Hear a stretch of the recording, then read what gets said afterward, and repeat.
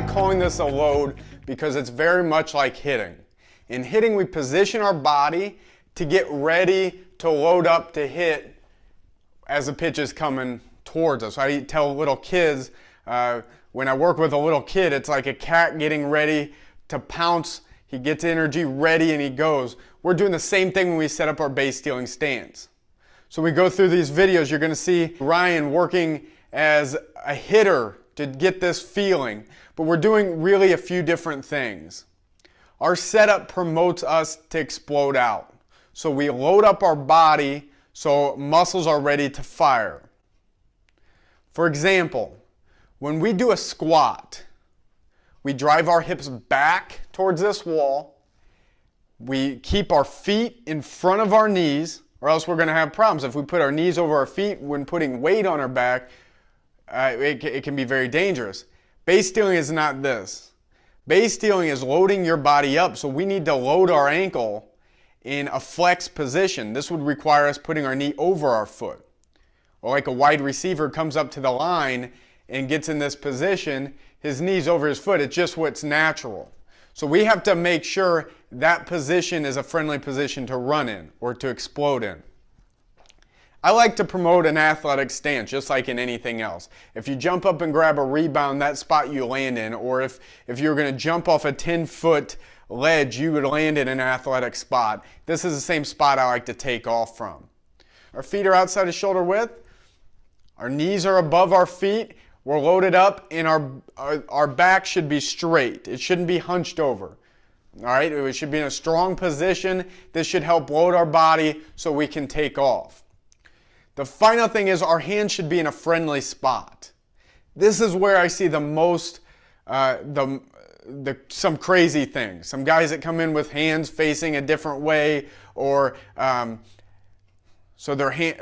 A lot of times I'll see guys like this, or like, I don't know, weird different things. I just see things from all across the board. I like to promote our hands in a neutral position. I tell our guys, if we're walking across the cafeteria, we wouldn't have our tray here or here, someplace in here. Now, we don't have to start like this either. You can be in here, but I like a little more relaxed. You'll see Ryan kind of dangles one arm. That's fine. If you're going to dangle one arm, I would rather you dangle the lead arm than the rear arm. And because when we talk about arm action, we talk about moving that arm in this way. And I like promoting a straight line to second base. Anything we do like this is going to promote, if we were watching from the top view, is going to promote motion like this. So I need to get from here to here as quick as possible.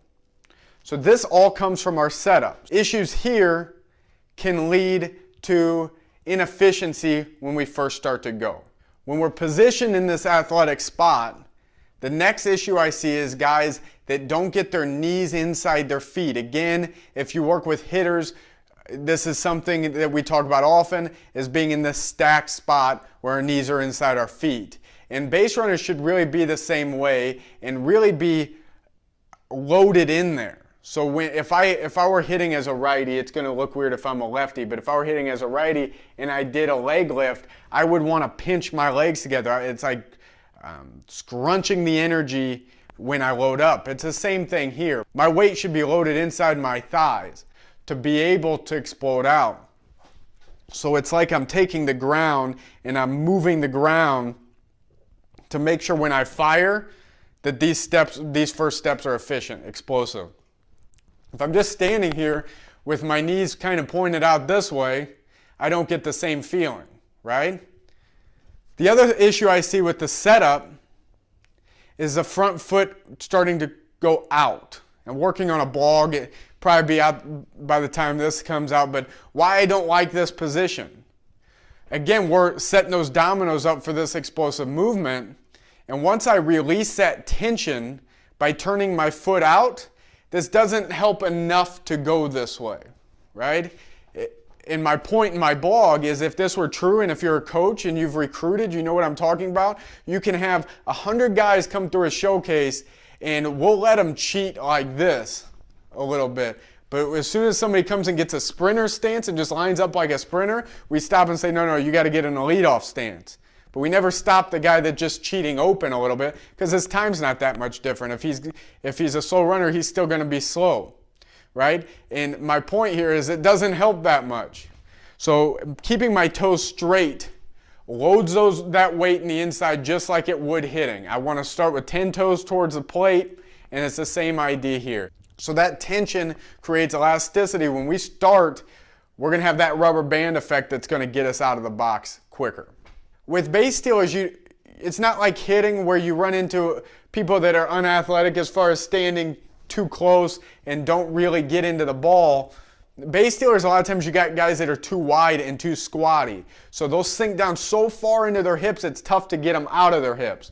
So I like saying just be neutral, and that's actually why I promote more of a relaxed stance, is because I don't think this is going to really kill guys. It might get them out a little slower, but being relaxed promotes this non-threatening look and this look where I can concentrate on being quick with my arms. So shoulders over the knees, knees over the feet, and we're set up ready to explode, ready to move right when we need to. All of this information will also translate into any of the other steals we do. So when you look at our other systems, the movements and some of the drills you'll see us do here will work just as well with new school jumps in all of our other jumps and leads as well. So if you think about applying this, we usually work on this stuff more from an old school start. We apply it to our warm-ups, we apply it so we can do a little bit every day, but it'll just kind of naturally carry over into how they run. And a lot of times when you're doing an athletic movement, this is just what your body wants to do anyway. It's just somewhere along the line we got in a squatty position and shifted our arms and rounded our back and got in the way of getting a really efficient start.